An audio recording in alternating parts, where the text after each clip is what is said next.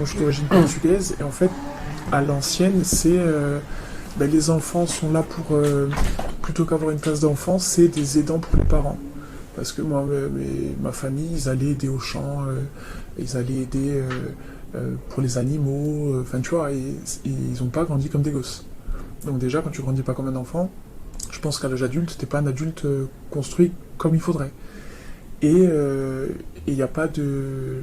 Je te punis, t'as plus de télé, t'as pas de dessert, c'est des coups en fait. Mais c'est horrible, mais c'est la normalité. Encore maintenant, il y a beaucoup de familles où c'est encore le cas. Et après, tu grandis, tu comprends pas, mais à l'âge adulte, moi j'ai beaucoup cherché dans la famille de mes parents comment ils ont vécu eux. Et limite, je me sentais chanceuse de me dire, moi j'ai vécu que ça. Comparé à eux, moi je pense que j'ai la vie de mon père, je me jette. Je me balance, je sais pas où, mais alors que j'adore la vie, je suis pas suicidaire, mais à côté, j'ai l'impression que j'ai vécu un tout petit truc comparé à lui, mais en même temps. T'as pas à l'excuser, quoi. Non. Alors, pardonner, oui, je sais pas si je l'ai pardonné ou pas, j'oublie pas, mais je peux pas attendre de quelqu'un, lui ou quelqu'un d'autre, mais attendre quelque chose que lui-même ne sait même pas, n'a même pas conscience. Lui, demain, je lui dis oui, c'est pas normal, tu m'as frappé toute ta vie, il comprendra même pas. Et il me dirait, mais de quoi tu te plains? Tu as eu à manger, tu as eu des habits, tu as eu des médicaments. Voilà. Après, c'est pas quelque chose que j'arriverai à dire non plus, hein. Qu'on se le dise. Mais, enfin, je sais pas, mais... Par exemple, que lui n'a pas eu, c'est ça? Lui, mon père, il a grandi avec mon grand-père, du coup, ultra violent. Mais je savais même pas que c'était pouvait être possible une violence extrême.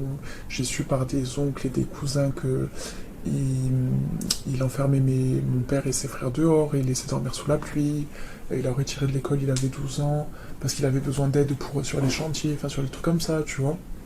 Et de ces dernières années, parce que je suis très proche avec mes oncles et tout, tu sais, les langues elles se délient, parce que bon, nous on est adultes, du coup on est censé mieux comprendre et tout, et ce qui revient tout le temps, c'est que même ceux qui ont vécu ça disent le pire ça a été pour mon père, donc je me dis, putain, fais extension, moi, genre, ça n'a aucun rapport avec moi, mais t'es là, t'es en mode, mon père me fait de la peine parce que ça, j'ose même pas imaginer, rien qu'en imaginant, je trouve ça déjà atroce, mais lui, il l'a vécu en étant gosse, et à côté de ça, il a créé une famille, il a eu des enfants, il a fait son travail, enfin, tu vois, mais putain, c'est chez les fous, quoi. Moi, je suis dans le milieu médical, tu vois, sans psychiatrie, tu te dis, bon, ils ont des pathologies. Non, c'est juste la normalité chez les Portugais. Tu fais pas ce qu'on t'ordonne, c'est pas on te demande, on te demande pas, on t'ordonne, ou tu fermes pas ta gueule, tu te prends des coups. Et toi, t'es là, et moi, moi, dans ma famille, ça se demandait ce que je fous là. J'ai rien à voir avec personne. Moi, il y a tout le monde qui est là, qui suit le move, tout très, tu vois, tous deux par deux en rang comme à l'école, et t'as moi qui suis là, pomper up, oui, qu'est-ce qui se passe? Non, je veux pas. Moi, je dis non, moi, j'ouvre ma bouche, moi, je suis celle qui dit, moi, je suis celle qui prend les adultes à partie en mode. Déjà, quand j'étais gosse, hein, moi, je répondais, je me prenais encore plus les coups, mais en fait, parce que j'étais enfant, en gros, eux, c'est qu'une gosse, elle comprend rien. Mais je me considérais comme être très intelligente. Et en fait, je leur mettais leur nez dans leur merde. J'ai me regardé, rate-toi à l'âge adulte, rate comment tu es en fait. Et ça plaît pas. Parce qu'en fait, tu te fais rabaisser par une gamine de 7-8 ans. Mais vraiment, hein, j'ai une répartie et qui tue, tu vois. Et en même temps, c'était pas pour être méchante, mais c'était en mode. Tu crois que je suis une petite, mais à cause de ce que je vis, j'ai grandi plus vite que les autres, je comprends plus de choses. Et déjà, à mon petit âge, je trouve pas ça normal. Je peux rien faire, vous faites quelque chose. Et comme c'est la normalité, personne n'a rien fait. Parce que tes oncles sont comme ça aussi? Certains oui, d'autres non. En fait, t'as vraiment, on dirait, la famille c'est scindée en deux. Entre la fratrie, c'est ceux qui ont reproduit à l'identique, ou pire ou moins pire, on va dire. Et il y a ceux qui... l'opposé total. Genre qui, ne serait-ce que lever la voix, c'est impossible pour eux.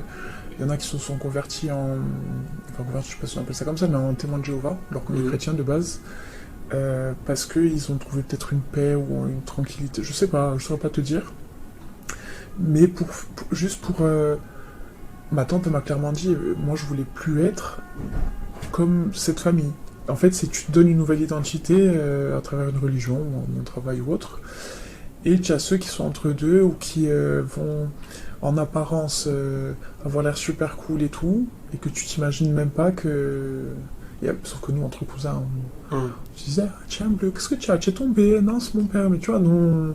Ah ben moi, mon père il me frappe aussi à toi aussi. Ah ouais, bon alors c'est normal, ok. Et voilà. Et après, tu grandis. Moi, je suis né ici, et j'étais à l'école au village. Et t'as les autres gosses, ils te disent, mais moi j'ai pas de bleu. Ah, moi mon père il m'a privé de PlayStation. J'ai dit, oui, mais ta punition c'était quoi? Eh ben, il m'a privé de PlayStation. Tu me dis que tu as 10 ans d'écart avec ton frère, Ouais. Donc tu as qu'un frère. J'ai une grande sœur. Et tu Elle as a 3 ans plus que moi, ouais. Et donc toutes les deux, vous Ah oui, vous étiez battus. Ouais. Ben, mon frère aussi, mais mon frère, je suis parti de la maison, il avait 7 ans lui. Donc toute sa période d'adolescence, je sais pas trop comment elle a vécu parce que au début je suis parti pour mes études, après j'ai pris mon indépendance, je suis parti chez moi, à mes 17 ans, je suis jamais retourné.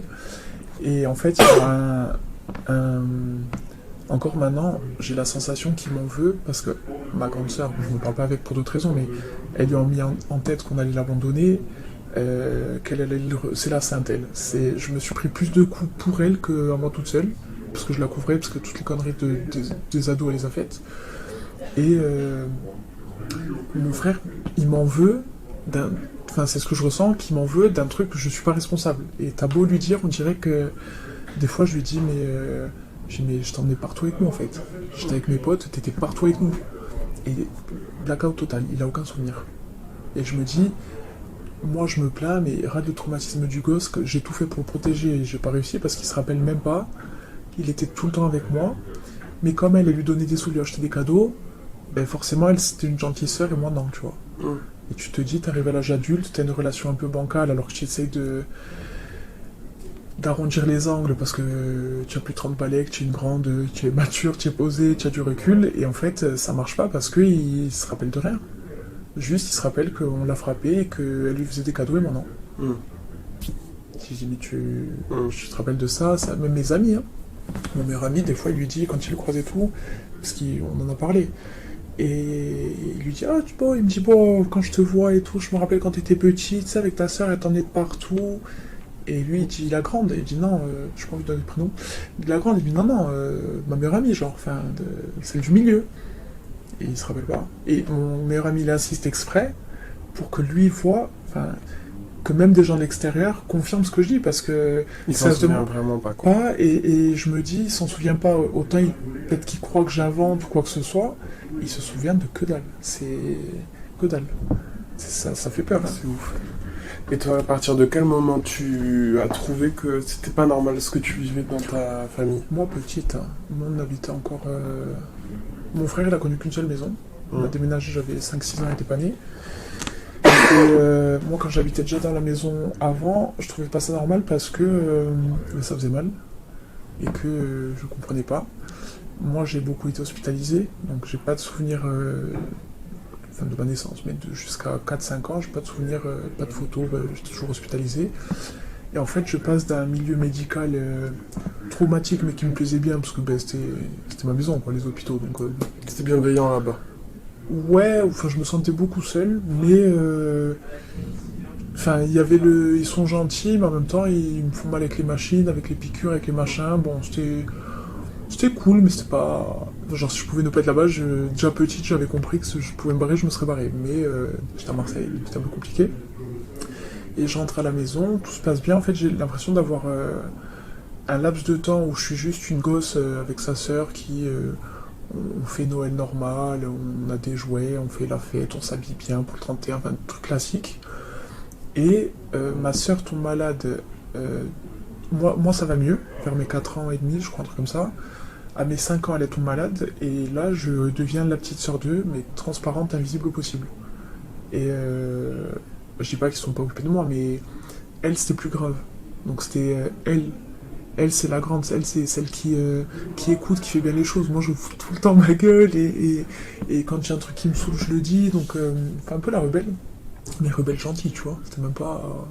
jamais fait... Mes parents, ils ont jamais été convoqués à l'école à cause de moi, jamais insulté, ou je me suis jamais battu, enfin, rien de fou, tu vois. Et je m'ouvrais beaucoup ma gueule. Et de là,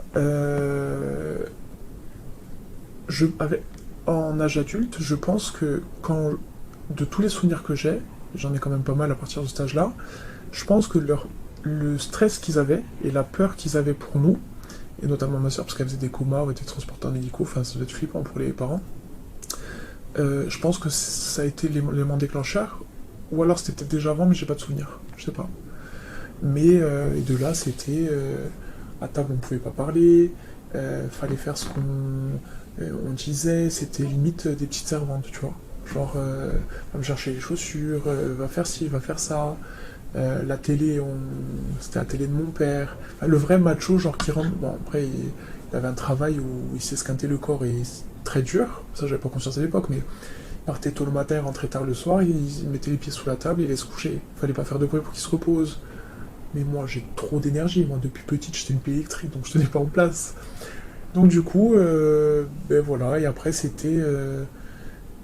C'est pas pour des grosses bêtises. Oh, peut-être qu'au début c'était ça, mais après c'était pour tout et pour rien. Genre, si par mégarde je mettais le coude sur la table, ou je me tenais pas droite, ou je posais une question, mais il y avait la télé qui parlait. Genre, la télé parle, je vais faire ma gueule. C'est une télé. Moi je suis humain, tu vois. Mais c'est, je sais pas, c'était.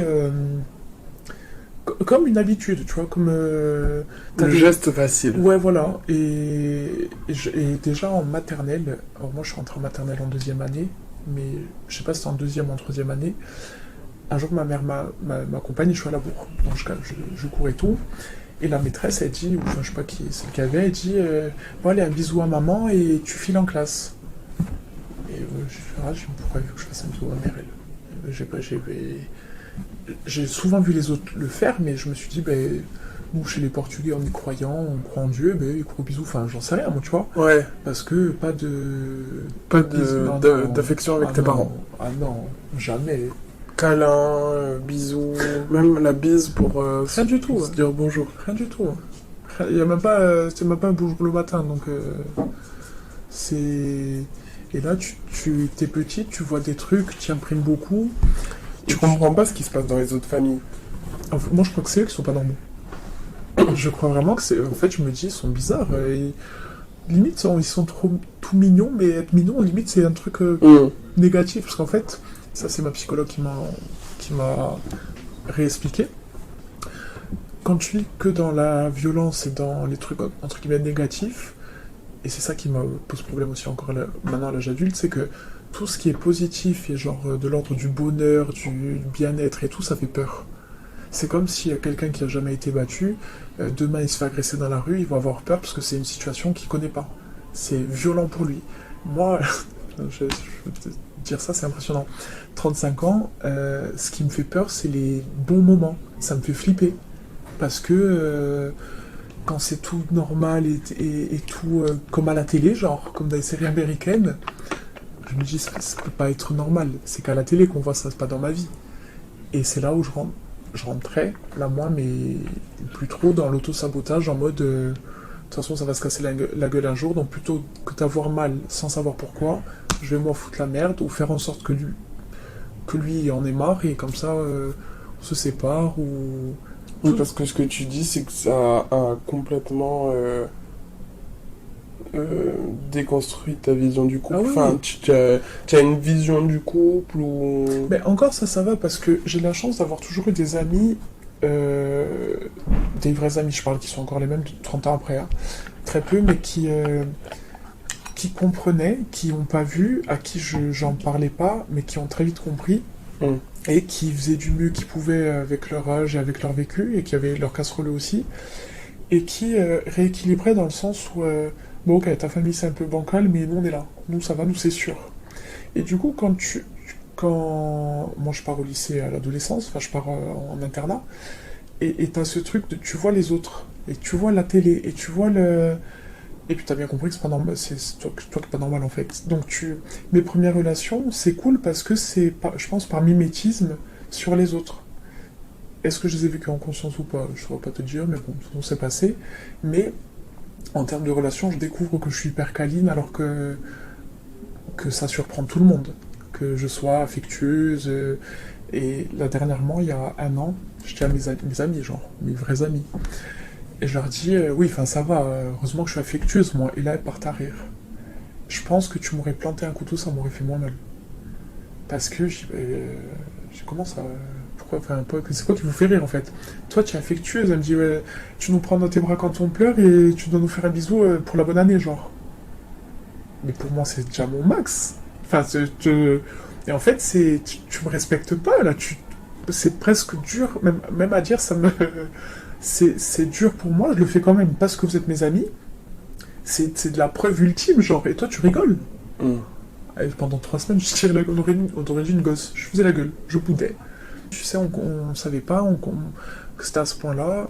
Pour moi, c'était à ce moment-là de ma vie, avec ces personnes-là, parce que j'ai eu un meilleur ami qui est décédé avec lui, j'étais archi proche, mais avec ces personnes-là, à ce moment-là, c'était le maximum que je pouvais faire et donner, quoi.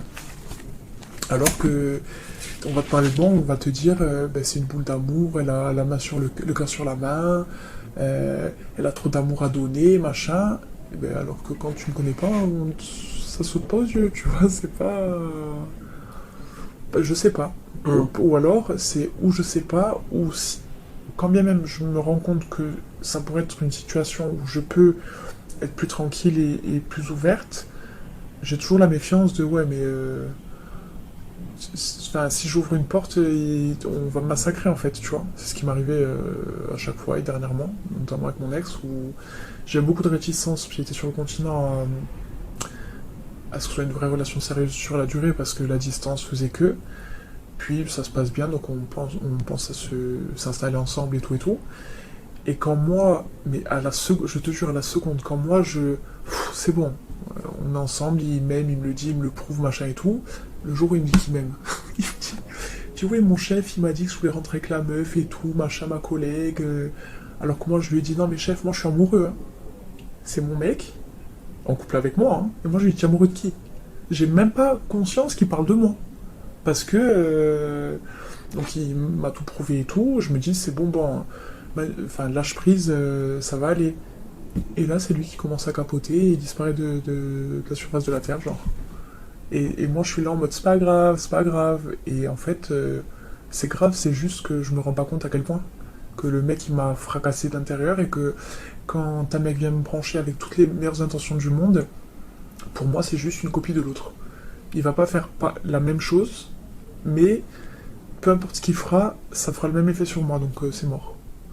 Mais je suis pas prévu d'être seul toute ma vie, donc à un moment donné, il faut que ça aille mieux, tu vois. Mais ce que tu disais, c'est que pour ne pas comprendre en fait la gravité, c'est que tu as ton curseur un peu de gravité qui tu as l'impression qu'il est déréglé, quoi.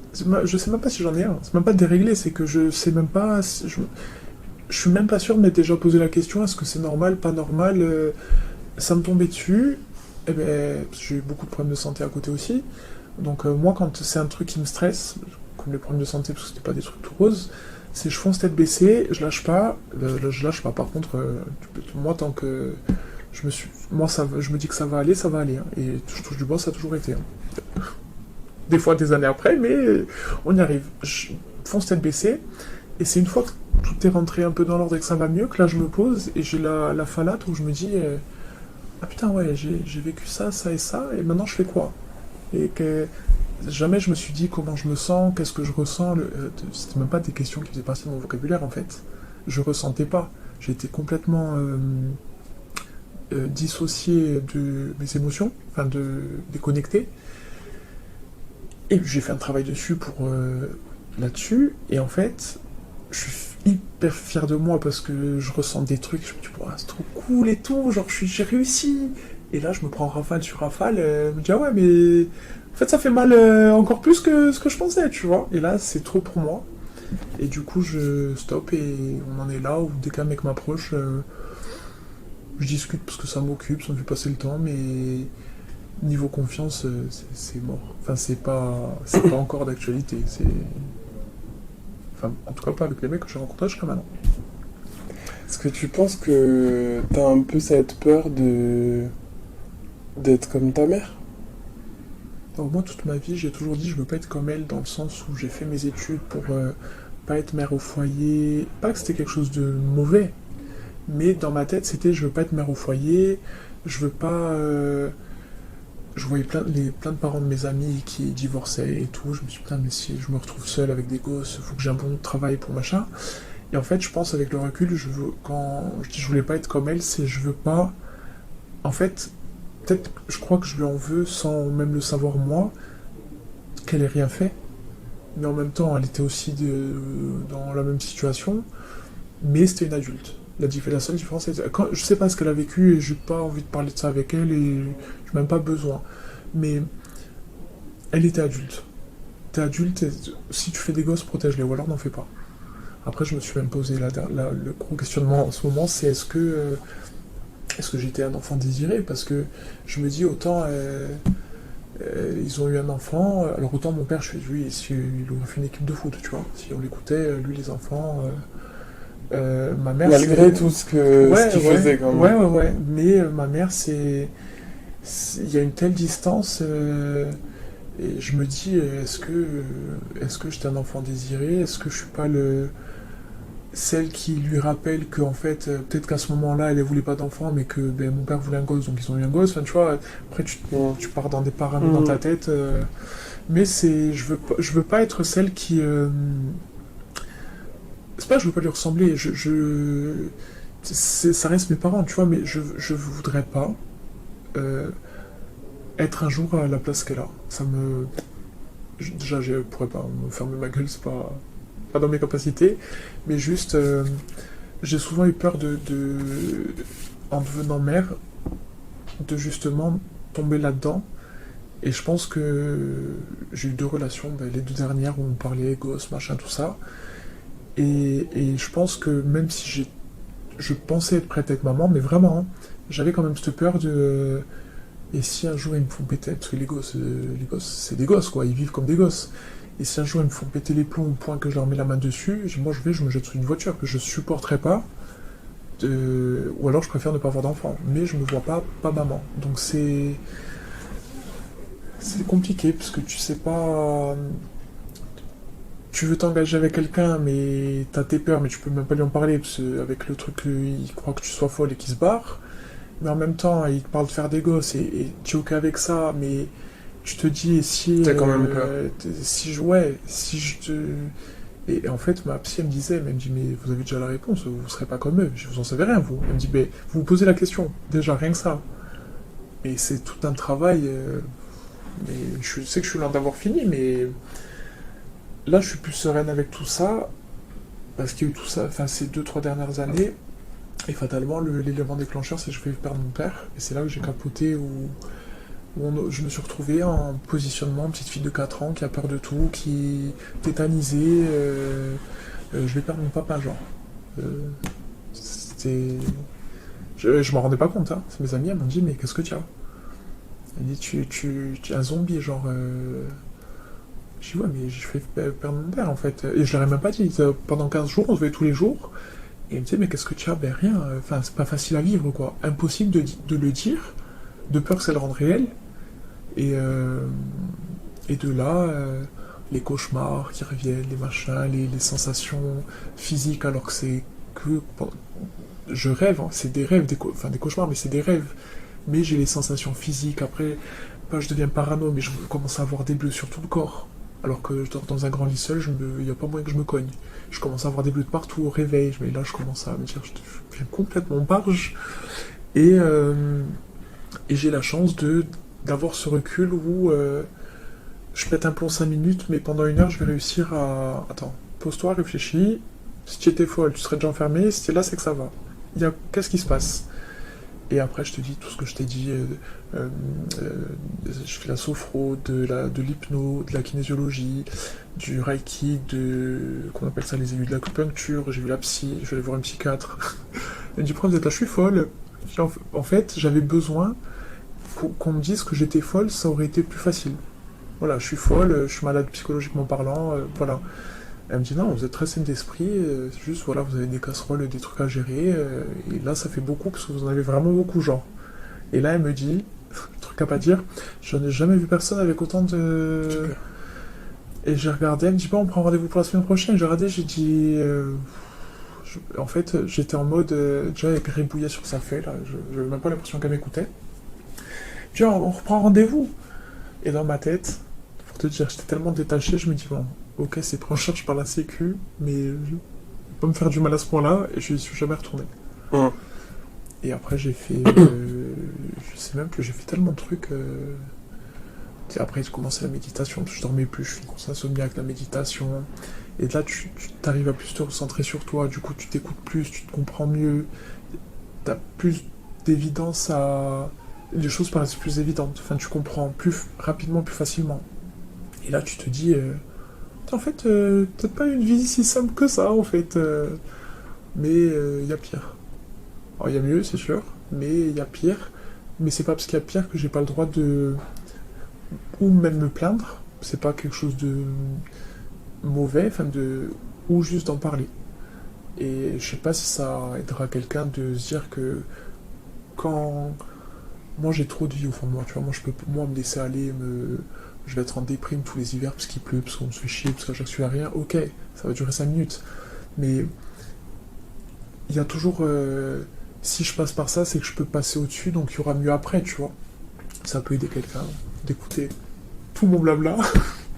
Bah, c'est surtout que maintenant, tu traces ton chemin aussi.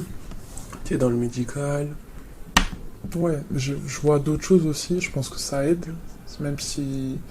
Là, je suis plus dans le médico-social, d'ailleurs, je vois des histoires... En fait, et pourtant Dieu sait que j'ai de l'imagination, mais je dois être trop naïf, je pense, ou avoir trop un fond de, tu sais, d'enfant joyeux où il voit pas les malheurs du monde. Il y a des trucs, tu te dis comment c'est possible en fait, comment c'est possible que ça existe. C'est Et ça te fait pas plus de mal, justement, d'être dans le médico-social? non parce que je sais pourquoi j'atterris là et de manière volontaire d'ailleurs. Alors pas dans cet objectif-là, mais comme je te disais quand on s'est vu l'autre fois, moi, ma vie, j'atterris toujours des fois à des endroits sans savoir pourquoi, mais après, je comprends très vite, tu vois. Et en fait, ça m'aide à me guérir moi. Parce que c'est pas en mode ils vivent pire, donc moi ça va. C'est en mode je peux voir sur quelqu'un d'autre le, les Les séquelles, blessures. voilà, les blessures, les séquelles, parce qu'il y en a certains, ça va loin. Hein. Moi, franchement, je m'en sors vraiment bien. Moi, j'ai une vie équilibrée.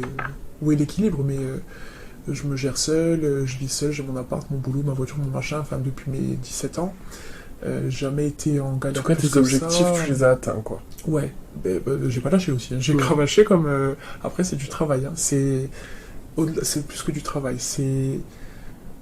Est-ce que tu te rattaches à ça comme une bouée de secours en mode j'ai besoin de ça parce que sans ça je coule, j'en sais rien. Je vais pas inventer ce que je sais pas. Mais je pense que ça m'a permis de me rester focus sur un truc que je voulais vraiment. Parce que, à part ça, je savais pas quoi faire d'autre déjà. Moi, il n'y a rien d'autre qui m'intéresse en fait. Moi, à part aider l'être humain, le reste, moi, c'est que du matériel, c'est que du. Ça m'intéresse pas. Je suis pas là pour ça. On va dire ça comme ça. Et de finir dans. Enfin, de finir. Pas fini, je compte pas rester là, mais d'atterrir dans le poste que j'ai actuellement et d'aider des gens qui ont vécu des trucs pires, c'est pas en mode eux c'est pire donc ça va m'aider, je vais me rassurer, c'est en mode ils ont vécu tellement pire et à côté de ça, avec toutes les séquelles qu'ils ont, ils se plaignent jamais, c'est des leçons de vie permanentes et en fait, tout ce que j'ai pas eu dans ma vie, parce que j'ai eu des gens normaux entre guillemets en apparence hein, face à moi, j'avais pas de comme d'effet miroir. Donc je savais pas ce que ça pouvait réveiller en moi. Et après, ouais, tu morfles. Hein, faut savoir pourquoi on le fait. C'est même pas question d'être prêt, parce que je pense que t'es prêt au moment où tu te lances. Tu te réfléchis pas à être prêt. C'est où tu l'es à l'instant où tu l'es pas. Mais faut à aucun moment donné, ne serait-ce qu'une seconde, faut baisser la tête. On y va. Moi, je suis là, je suis vivante, je suis en bonne santé, en santé. Je suis là, même un truc infime, si je peux faire la différence pour une personne, et après tu as le retour des gens. Et tu te rends compte, moi j'ai des gens que j'ai pas vus depuis 15 ans, oh, vous m'avez sauvé la vie, oh, une fois tu m'as dit cette phrase, ça m'a tellement changé la vie, tu vois, des trucs cons, mais juste ça, c'est bon, ça va, tu vois. Après, ça prend au trip, hein. Je vais pas. C'est ta motivation, quoi. Ouais, mais c'est dur, mais c'est parce que c'est dur que je lâche pas. Parce que si ça serait plus facile, je pense que je le prendrais avec plus de légèreté, en mode bon, ça va, hein, c'est gérable, enfin c'est supportable, mais j'irai pas au bout des choses. Ce que j'ai fait pendant longtemps d'ailleurs, hein. Mais ça fait tellement mal que moi, je suis pas martyr, moi. Je suis monsieur, madame, tout le monde, je fais ma petite vie tranquille. Moi, je vais juste être bien et que les gens soient bien. Mais pour que moi, je vais être bien, moi. Je me suis fait passer en priorité, chose que j'ai jamais fait. Et s'il faut passer par là, et je sais qu'il faut passer par là, allons-y gaiement. De toute façon, que tu pleures ou que tu aies le sourire, tu vas y aller quand même, alors tant qu'à faire. Et on pleure beaucoup aussi. Mais bon, c'est pas. Est-ce que par exemple, tu dis que tu as envie d'avoir des enfants, tu le répètes depuis tout à l'heure, tu te dis, ils auront une meilleure vie que moi, donc c'est aussi ça mon rôle, tu vois. Je sais pas, je me suis jamais posé la question. Je sais juste que moi j'ai pas beaucoup de certitudes dans ma vie. Moi je suis né, en gros c'était elle passera pas la nuit, elle passera pas la semaine, elle passera pas un mois, enfin tu vois. C'est pour ça que je te disais, mes parents, malgré tout, et avec la vie qu'ils ont eue, sans leur chercher d'excuses, mais et avec le vécu qu'ils ont subi, c'est même pas qu'ils ont eu, mais et avec tout le stress que ça peut engendrer d'être parent d'enfants malades, euh, ils ont fait de leur mieux. Et je suis sûr que s'ils avaient pu faire plus, ils l'auraient fait. Paradoxalement, du fait que, tu vois. Mais moi, je veux juste que. Moi, je sais pas, demain, je sais pas de quoi sera fait demain, mais moi, je voulais juste aider les gens. D'ailleurs, tous les métiers que j'ai fait, même les petits trucs, ça a toujours été dans le sens de l'aide à l'être humain. Et je vais être maman parce que ça serait comme.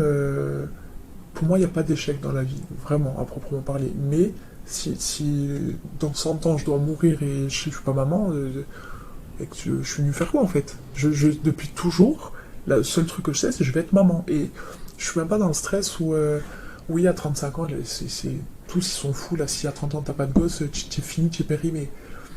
Les gens sont plus stressés que moi, ou. Moi, ça va aller, je sais pas, quand je serai maman, je sais que je vais l'être. Après, je suis contente. Bon, j'aurais aimé être maman. Je vais pas mentir, j'aurais déjà aimé être maman, mais je sais pourquoi je le suis pas encore. Parce que si je l'avais été plus jeune, avec mon ex dans ma dernière relation, j'aurais pas eu tout ce que j'ai emmagasiné jusqu'à maintenant pour avoir ce recul de demain, mon gosse, il me fait un caprice parce qu'il veut une Barbie et un machin et je lui dis non. Autant j'aurais perdu patience, alors que là, ben, fais ton caprice, si tu veux, mais j'aurais plus ce truc de, tu sais, l'impulsivité de. Oh, il me met tellement les nerfs que. Tu vois, j'ai jamais été violente déjà, donc je pense que ça c'est cool. Mais c'est ça que voulait te dire ta psy, je pense. Ouais. Tu l'as jamais été, pourquoi tu le commencerais, tu vois? Ouais, mais j'ai pas de. Moi, il y a des moments, il y a des phrases, que ce soit à la télé, dans une chanson, dans un bouquin, il y a des phrases qui vont me sauter aux yeux et que je vais bugger dessus sans savoir pourquoi. Et des fois, ça peut être des années plus tard, dire putain, mais c'était évident. Je le savais, mais je le comprenais pas. Je n'intégrais pas. Il y a des situations, je peux les comprendre. Si je fais une différence avec intégrer. Intégrer, c'est vivre, comprendre et accepter et comprendre toutes les composantes en mode je l'ai compris intérieurement. Je sais ce que ça implique. J'ai intégré l'information. Et ma psy, elle est géniale. Je la vois plus parce que voilà. En fait, j'ai arrêté d'aller la voir parce qu'elle m'a demandé pourquoi je continuais.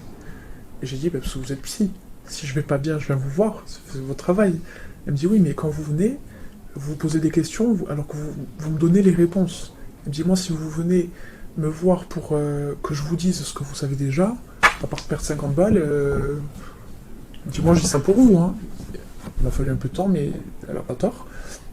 Et j'entendais, mais je comprenais pas le vrai sens, tu sais, le sens où qui fait la différence.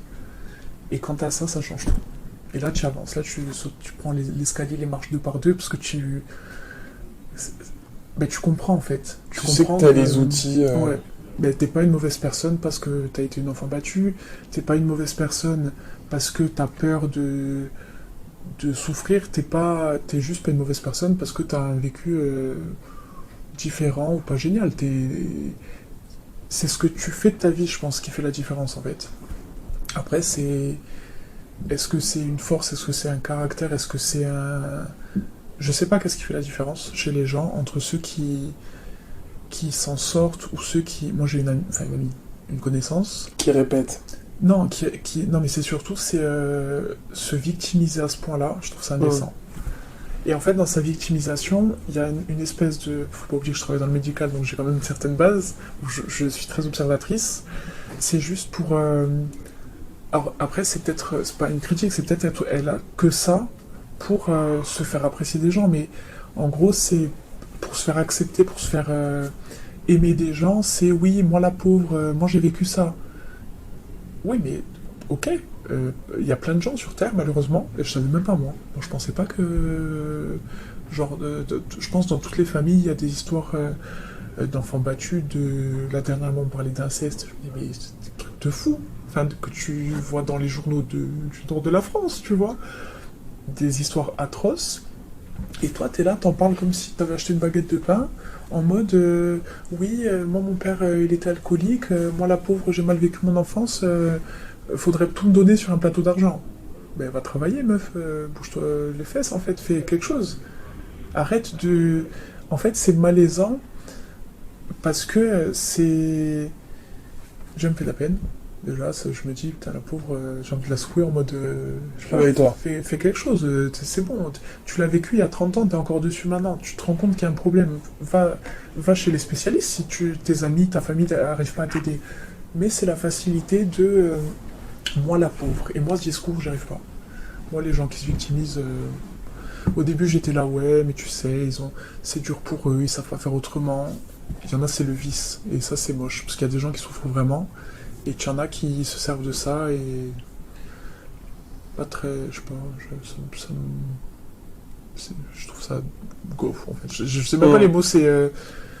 Donc il y a les personnes qui vivent des situations traumatisantes qui soit disent ben, je veux pas reproduire le même schéma, ceux qui le reproduisent, t'as les personnes qui se victimisent et n'avancent pas. Oui, mais elles se victimisent et je peux comprendre. Alors moi, j'ai jamais voulu être une victime sans en avoir conscience. Quand je regarde mon parcours, moi, quand j'ai des problèmes de santé, quand on me disait oh la pauvre, moi je me suis des problèmes de santé, je me sens pas malade.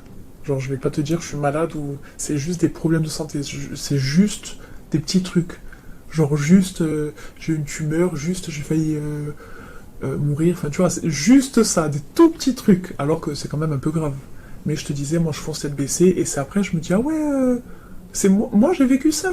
Ah ok, bon mais si c'est passé tant mieux. Et t'as des gens où il n'y a pas de degré de... Parce qu'on ne sait pas comment la personne ou l'enfant vit la violence, mais peu importe ce qu'ils ont vécu, il y a toujours pire certes, mais ça va être... C'est pas en mode j'en parle pour qu'on m'aide. C'est pas j'en parle pour alerter que ça existe. C'est en mode j'en parle pour vraiment plaignez-moi, moi la pauvre, moi j'ai eu la vie pire que tout le monde. Tu sais, le moi-je, moi-je, moi-je. Et à un moment donné, c'est chiant parce que toi t'es là. Alors, t'en parles peut-être pas à ces gens-là parce que c'est des connaissances ou pas des gens vraiment proches de toi, mais toi t'es là, tu fais un travail sur toi où tu pleures tous les soirs, où tu vois tous les spécialistes possibles et inimaginables pour aller mieux, et t'avances, et t'as ce genre de personnes qui en fait, ils se complaisent. Voilà, ils se complaisent dans leur mal-être, c'est pas un malheur, c'est leur mal-être, et ils veulent te tirer vers le bas avec eux. Et ils comprennent pas que ben, toi tu prends de la distance et ben, toi tu fais ta vie en fait, tu avances. C'est toujours en boucle. Si t'as un problème avec ça, je t'aide. Je suis passé par là, alors pas le même cas de figure, mais je sais vers qui t'envoyer. Et tu donnes les numéros, et tu donnes les contacts, et tu te mouilles pour la personne, et tu t'impliques. Il faut rien. Il faut rien. Et ben, j'ai appris, merci la psy, il y a des gens qui veulent pas être aidés. Alors ça, bon, ça m'a... Ou c'est peut-être pas le moment, mais ouais. Ou pas le moment.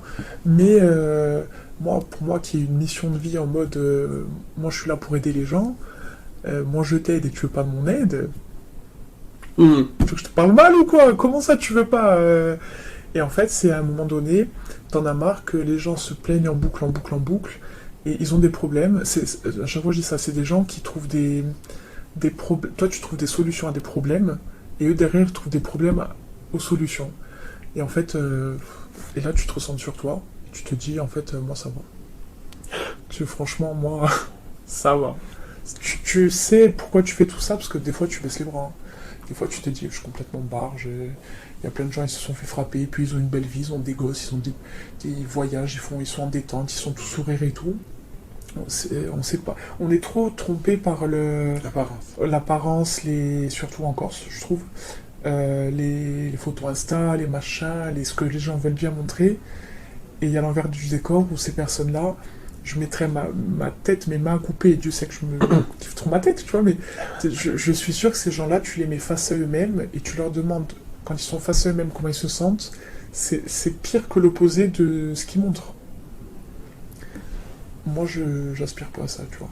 Ma vie, elle est pas parfaite, elle est complètement bancale, mais ça me va. Parce que c'est dans la bancalité du truc, si on peut dire ça comme ça, c'est mon équilibre où ça va, j'avance. C'est pas des faux semblants où je m'invente et je me raconte une histoire où j'ai une vie de rêve, alors qu'en vrai, c'est pas le cas, tu vois. Je morfle. Surtout en ce moment, c'est compliqué, mais c'est toujours. J'ai de la chance de. Au plus c'est compliqué, je vais pas avoir des trucs de fou derrière, mais juste un tout petit truc, je veux dire, c'est bon, j'ai passé une marche, ça valait le coup. Alors qu'il n'y a pas de médaille, il n'y a pas de 100 000 euros à la clé, hein, mais juste tu sais, on dirait que tu as plein de cadenas de la tête aux pieds et t'en fais sauter un à chaque fois, tu vois. Rien que ça, c'est cool. Tu les sens sauter. Je sais pas si. Ouais, je sens que je m'ouvre plus aux gens et de manière plus saine, j'ai moins peur de. J'ai pas peur des gens, mais j'ai moins peur que les gens me fassent souffrir parce que j'ai fait plus confiance, mais parce que du coup, je gagne plus confiance en moi aussi. Et il n'y a pas. Faut pas généraliser, heureusement que j'ai jamais fait. Il n'y a pas que des enfoirés sur Terre en fait. Il y a beaucoup de gens bien, c'est juste que quand tu vas à droite, des fois il faut à gauche, du coup pour se croiser c'est compliqué. Mais il y a toujours des rencontres, comme là, tu demandes rien et en fait je pense que quand tu es honnête avec toi-même et recentré sur de quoi j'ai besoin là maintenant, même si toi tu sais pas où aller, des fois ça tombe dessus par hasard. Alors c'est pas tellement hasard, mais et ça t'aide à avancer en fait. Moi j'ai avancé comme ça jusqu'à maintenant. C'est ce qui fait que je me retrouve face à toi aujourd'hui.